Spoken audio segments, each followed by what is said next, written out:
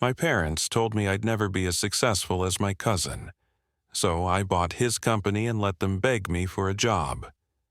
I'm a 28-year-old guy, and I can't remember a time when I wasn't standing in my cousin Derek's shadow. From the time we were kids, he was the family's prized possession, the one they all pointed to with pride. Straight A's, varsity athlete, natural leader, and eventually Ivy League bound. He was the one you brought up when guests visited. I was the one you apologized for with a shrug. I wasn't a bad kid. I didn't get into trouble, didn't skip school or mouth off. But I was quiet, introverted, always sketching or tinkering with things. I loved stories, design, and music. But none of that mattered to my parents. To them, my struggle with numbers meant I wasn't trying hard enough. My silence meant I lacked ambition. And my creativity, just a cute hobby. Every family dinner, without fail, someone would ask, "So, what's Derek up to now?" even if he wasn't there. Then came the not-so-subtle dagger. You should really learn from Derek. It didn't matter that I got an award for my digital art project. They glanced at it, nodded, and moved right back to Derek's debate trophy. I stopped bringing things up after a while. What was the point? Every achievement felt like it came with an asterisk. Not as good as Derek. I remember once winning a small scholarship for a community project. I brought the letter home, and my mom said, "That's nice." Derek just got offered a summer internship with the senator. That was when it really hit me. In my parents' eyes, love was earned, and I was constantly failing to qualify. I didn't hate Derek, he never rubbed it in, but I hated how invisible I became whenever his name came up. And deep down I wondered, would I ever be enough for them without becoming someone else entirely? When it came time to choose a college major, I made the mistake of following my gut. I picked business and digital design, something I genuinely enjoyed and had already been freelancing in. The second I told my parents, my dad leaned back in his chair, scoffed, and said, "So, no real major then?" My mom looked disappointed but didn't say much. Just that tight-lipped smile she gives when she's trying not to sound critical but failing miserably. They told me I was wasting money and time, that no one hires arts and crafts boys.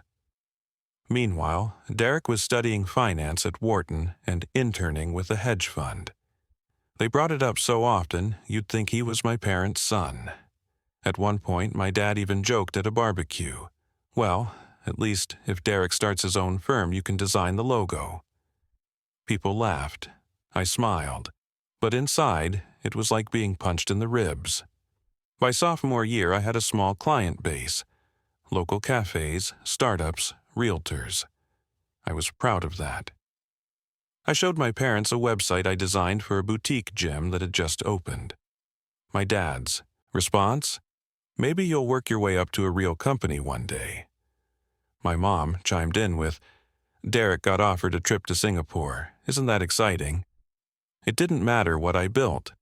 If it didn't have a name brand title, it wasn't real to them. I started keeping my work to myself. My wins became private, quiet things I celebrated alone with a slice of pizza and my laptop. Still, I kept pushing. Deep down, I thought maybe if I just made enough noise, they'd finally turn their heads. But every step I took forward just reminded them I wasn't walking the same path as Derek. The night I told them I was launching my own agency, I genuinely thought they might be surprised, in a good way. I had just landed 2 steady contracts, had a small team of freelancers I trusted, and I'd finally saved enough to register an LLC. I was proud, nervous, but proud. I sat them down in the kitchen and told them, "I'm officially starting my own creative agency." My dad looked up from his phone and laughed. Not just a chuckle, an actual laugh. "An agency? You?" he said, like I'd told him I was building a spaceship in the backyard. My mom didn't laugh, but she might as well have. She just sighed and said, "Sweetie, maybe you should work under Derek first. He could teach you some real business skills." I stared at them, stunned. I wasn't asking for money. I wasn't asking for help. I was just hoping for a little belief. But what I got was a punchline. My dad added, "It's good you're trying, but you're not exactly CEO material. Maybe you should stick to freelancing for now." That sentence clung to me for days. You're not exactly CEO material. I wanted to scream. Not because I needed their approval, but because I had worked so hard, and they couldn't see past their own limited idea of success. After that, I stopped telling them anything. I moved in silence. I built my brand, took on more clients, hired smarter, and stayed up late learning everything I could about operations and strategy. That night didn't break me, but it did light a fire. They thought I was a joke. So I decided, one day they'd choke on their laughter. As my business slowly started to take off, I kept hearing Derek's name less in family conversations, but not because they'd finally stopped comparing. It was because Derek was suddenly harder to brag about. He had co-founded a flashy fintech startup 2 years prior, and everyone assumed he was thriving. His LinkedIn looked perfect, his Instagram even better. Private jets, networking events, photo ops with influencers. But I started hearing things from people on the inside. A former classmate of mine worked at a VC firm and casually mentioned, "Derek's startup is bleeding cash." Another guy I used to intern with said Derek had burned bridges with investors by overpromising and under-delivering. He even hinted that some of the company's software hadn't passed security testing, which put potential partnerships on ice. I couldn't help but smile. Not in a malicious way, but in that, finally, some truth kind of way. I had spent years being told I'd never measure up to someone who might have been propped up by smoke and mirrors. And now, behind the curtain, Derek was scrambling. Still, I said nothing. I kept building. By that point, I had 3 steady clients on retainer, a small team of 5, and a reputation for delivering clean, modern design with sharp strategy. Word of mouth brought in more business than I could handle. I was working 14-hour days, skipping meals, barely sleeping. But every invoice paid was proof that I wasn't crazy for believing in myself. Meanwhile, my parents still asked if I was still doing that computer thing. But what they didn't know was that computer thing was about to cross 6 figures in annual revenue. And the cousin they worshipped? He was just trying to keep his brand from collapsing. When I hit my first big milestone, signing a $30,000 annual contract with a national fitness brand, I decided, stupidly, to tell my parents. I don't know why. Maybe some part of me still believed they'd finally say, "We're proud of you." I was wrong. I showed them the new client's website, told them how I pitched the redesign, explained the strategy. My dad's first response was, "Wow, that's a lot for making a website. They must be desperate." My mom added, "Well, good for you. I guess the market is weird these days. Right place, right time." Right place, right time. That's what they called it. Not hard work, not strategy, not the years of freelancing, learning, failing, trying again. And of course, in the same breath, they launched into, "Did you hear Derek got invited to speak at a tech panel in San Francisco? Big names are going to be there. He's so confident on stage, such a natural leader."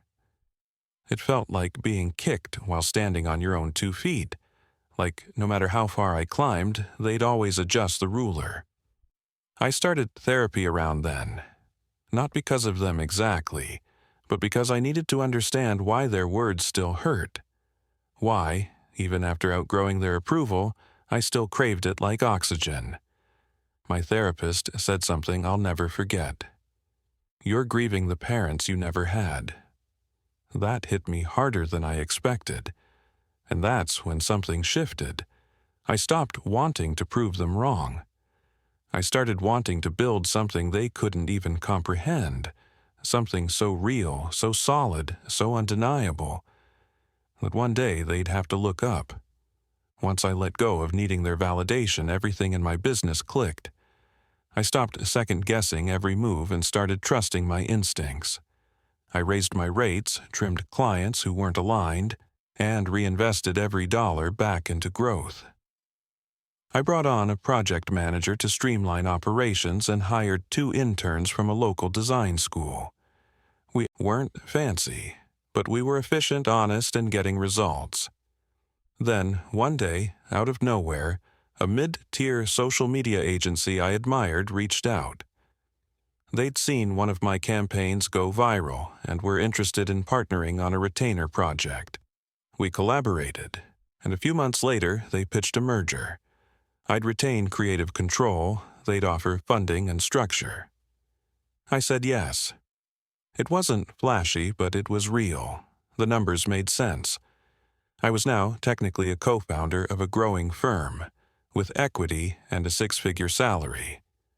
My name was on the legal documents. My vision was being implemented.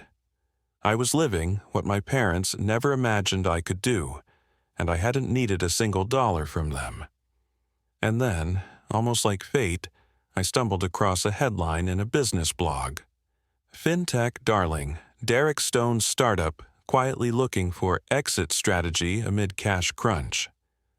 I clicked faster than I should have. The article hinted that Derek's company had been shopping for buyers under the radar. Leaks about failed funding rounds, missed projections, and even potential fraud investigations were swirling. I reread it twice, then once more. I wasn't sure if I should feel triumphant or numb. But one thing was clear, the company my parents worshipped from afar was collapsing, and for the first time in my life, I was in a position to do something about it. When I realized Derek's startup was quietly looking for buyers, my brain didn't immediately jump to revenge. At first, it was just curiosity. I reached out to a friend in mergers and acquisitions and casually asked, "Hey, you ever heard of a company called Versatech?" His response? "Yeah, bleeding cash. They're about 2 months from collapse if they don't get acquired." That was Derek's company. I sat with that information for a few days. Part of me wanted to just move on with my life. But then I thought about all the years I was told he was the blueprint, the standard, all the dinners where my success was invisible next to his fake shine. And I thought, what if I didn't just move on? What if I moved in? Through a lawyer, I had my company form a shell entity, a completely separate name with no ties to me. We submitted a non-binding letter of intent to acquire Versatech. Their board was desperate. No one else was offering. They responded within 48 hours. Due diligence was done quickly. They were running out of time, and my offer, though aggressive, was fair on paper. We signed, and just like that, I became the controlling owner of the company that had been Derek's entire personality for the past 5 years. The moment it became official, I scheduled a meeting with the leadership team. Derek had no idea who the new buyer was. He walked in, wearing that usual smug confidence, expecting a handshake and maybe a hopeful partnership. And then he saw me. The look on his face? I'll remember it for the rest of my life. He stepped into the conference room like he owned the place. Navy blazer, smug grin, zero awareness. Derek's always been good at pretending calm under pressure, but I could see the stress behind his eyes. He was expecting some gray-haired investor or maybe a tech CEO type. He definitely wasn't expecting me. He froze mid-step when he saw me at the head of the table. I didn't say anything at first. I just looked up from the folder in front of me and nodded. "Hey, Derek." There was a full 5 seconds of silence. His eyes flicked to the others in the room, like he was waiting for someone to correct the situation. But the legal advisor on his left just kept talking, confirming the transfer of ownership. He laughed, just once. That fake, disbelieving kind of laugh. "What is this?" he asked. I leaned back in the chair. "This is me, buying your company." Derek sat down slowly, like his knees didn't trust the floor anymore. "You?" "Through a separate holding company, yes," I replied, calmly. "You've been reporting to me for the last 24 hours. Surprise." The silence in that room was delicious. He didn't yell. He didn't throw a fit. He just sat there, blinking, probably trying to rewire his entire worldview. I didn't gloat. I didn't need to. I simply slid the new org chart across the table and said, "We're restructuring. You'll remain on temporarily, but in a different role, if you choose to stay." He looked at the paper, then at me, and for the first time in our lives, he was the one who didn't measure up. About a week after the acquisition, I got a call from my mom.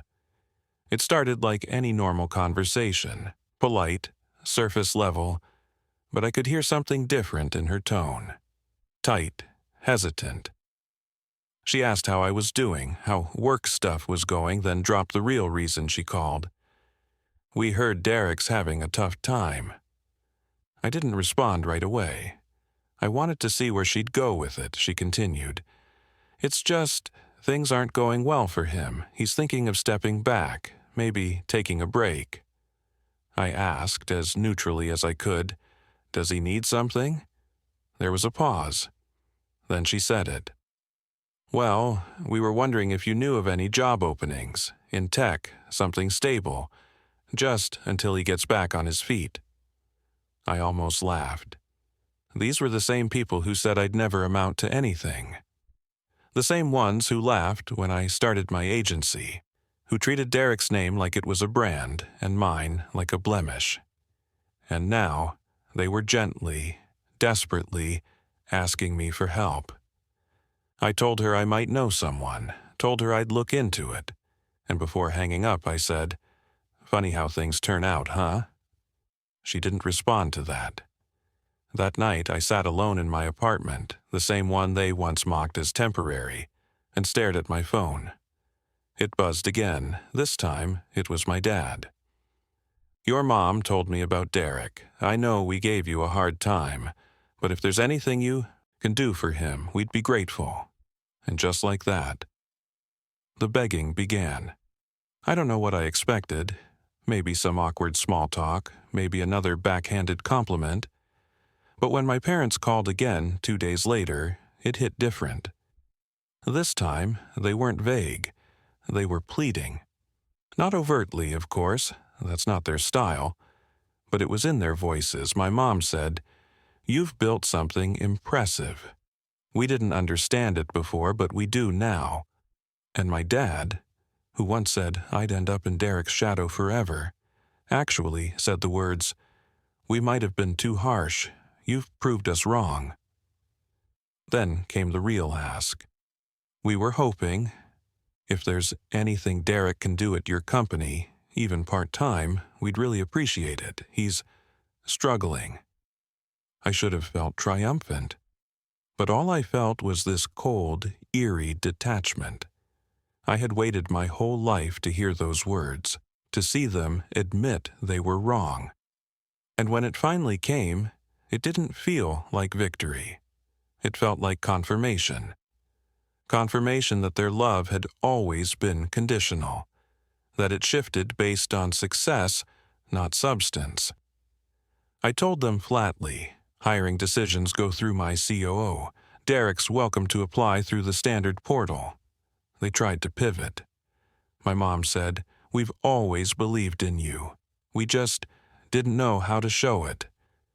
I let that hang for a moment, then said, "No, you just didn't want to, until now." Silence. Not angry silence. Just the quiet of two people realizing they no longer had power over the son they once dismissed. For the first time in years, I ended the call without needing to prove anything.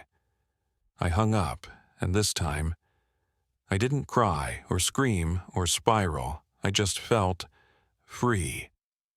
Over the next few months, I watched from a distance as Derek's image slowly cracked. He stepped down from his own company, well, my company now, citing mental health reasons. But internally, we knew it was pride. He couldn't stomach reporting to me, couldn't bear the idea that I had built what he only pretended to. Word of the acquisition spread quietly, but in our family gossip travels fast. My uncle, Derek's dad, lost a significant chunk of money after backing his son's failing startup, and the tension between our families reached a boiling point. And then came the news that changed everything. My parents had co-signed on a massive personal loan Derek took to fund his last-ditch marketing campaign right before the sale. A loan the bank was now coming to collect. I found out through my cousin Julia. "They might lose the house," she texted. "Your mom's been looking pale. Your dad's not sleeping." For years, they treated me like the fragile one, the underachiever, the soft creative who wouldn't survive the real world. But now, they were the ones unraveling. And then, the moment I never saw coming, my mom showed up at my office. No warning, just walked in, sat across from me in the lobby like she was waiting for a dentist appointment. She looked smaller somehow, not in size, but in presence. "I'm not here to fight," she said. "I'm here to ask if there's anything we can do, any work, admin, part-time, just something to help us stay afloat." I stared at her. The same woman who once told me I'd never be more than someone else's assistant was now asking if I had any openings. I didn't say no, I didn't explode, I didn't throw every insult back in her face, even though I had the ammunition. Instead, I looked her straight in the eye and said, "All our hiring goes through HR now. You're welcome to apply." She blinked, once, twice, like she didn't quite hear me. "I mean it," I added. "If your resume fits the opening, you'll be contacted for an interview like anyone else." She nodded slowly, her lips pressed together. No fight left, just this strange, quiet resignation. The next day, 2 applications came through. One from my mom, one from my dad. I didn't touch them. Forwarded both directly to our hiring manager. She had no idea they were my parents. The open roles were entry-level admin support, data processing, scheduling, reception overflow. Stuff they could technically do, but they weren't the strongest applicants. They showed up to their interviews dressed like they were going to church. My dad talked too much. My mom barely made eye contact. When the junior hiring manager asked about their last tech experience, they fumbled. After their second-round interviews, the team politely passed. They didn't know the history, didn't know who these people were to me. They just saw 2 underqualified candidates. My HR manager called me afterward and said, "It's kind of sad. They seemed really desperate." And I just nodded. "Yeah," I said quietly. "Life's funny like that." I didn't interfere. I didn't try to sway the outcome. I just let the process play out. For the first time in my life, I let them experience merit. And for once, I wasn't the one being told I wasn't good enough. A few weeks after my parents' applications were quietly declined, I got a message on LinkedIn of all places. Short, plain, just, "Got a minute to talk?" "Derek." I stared at it for a while. Not because I was nervous, but because I didn't know which Derek I was about to meet. The arrogant golden boy? The desperate ex-CEO? Or someone in between? I replied, "Sure, tomorrow, noon." He showed up to the cafe dressed like a ghost of himself. No blazer, no Rolex, just jeans and a hoodie, eyes sunken like he hadn't slept right in months. We ordered coffee, sat across from each other, and for a while said nothing. Finally, he spoke. "I never respected what you did," he said, "because I didn't understand it. And honestly, I didn't want to. You made it without needing anyone's approval. I don't know how to do that." I let him talk. He admitted he coasted on our family's praise, built a company for the image, not the mission. "It was never mine," he said. "Not really. It was something I thought I was supposed to do. You actually built something." It was the closest thing to an apology I'd ever get from Derek. And strangely, I appreciated it. "I don't hate you," I told him. "I never did. I just hated who I had to become to survive your reflection." He nodded. "I'm freelancing now, starting over." I didn't offer help, didn't offer a role, just said, "Good luck." He looked like he knew not to ask for more. And that was it. Closure doesn't always come wrapped in reconciliation. Sometimes it's just hearing what should have been said years ago. It didn't take long for the story to spread through the extended family. Whispers at gatherings, awkward pauses in group chats. People who used to ignore my existence were now suddenly so proud of everything I'd built. A few aunts even messaged me privately. "We always knew you had something special." That was a lie, but I didn't bother correcting them. At a family cookout a few months later, I showed up solo. No need to impress anyone. No need to prove anything. My parents didn't come. Derek didn't either. Apparently, things were too tense. I walked in and was greeted by cousins who used to treat me like background noise. One of them said, "You're the one we should have been watching this whole time." And just like that, the golden cousin image started to fade. I didn't gloat, I didn't flex, I just stood there, whole, grounded, and finally comfortable in my own skin. Aunt Lisa tried to stir the pot, saying, "I heard your parents are having a rough time. Are you helping them out?" I took a sip of my drink, looked her in the eye, and said, "They've got each other, like they always have." She didn't push after that. The narrative they built, the one where I was a second-tier kid, the runner-up, was crumbling in real time. And the most satisfying part, I didn't need to tear it down. It collapsed under the weight of its own lies. For once, I wasn't the forgotten name at the table. I was the one they all suddenly remembered, but too late. I don't live in a mansion. I don't drive a Ferrari. I'm not on magazine covers or TED Talk stages. But I wake up every morning with peace, and that's something money never gave Derek and praise never gave my parents. My company now pulls in over 7 figures annually.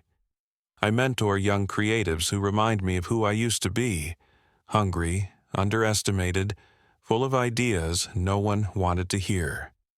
I invest in small startups, help local nonprofits with branding, and hire people my parents would have dismissed on sight. And I do it all quietly, deliberately, without the need to post about it or get applause. I still live in the same apartment, just upgraded a few things, better coffee, better furniture, a little rooftop garden I built myself. On weekends, I sketch for fun again. No clients, no deadlines, just the joy of creating something beautiful with no one to impress. I haven't spoken to my parents in a while. Last I heard, they downsized and started helping at a community center. Maybe it humbled them, maybe not. Either way, I don't need an apology anymore.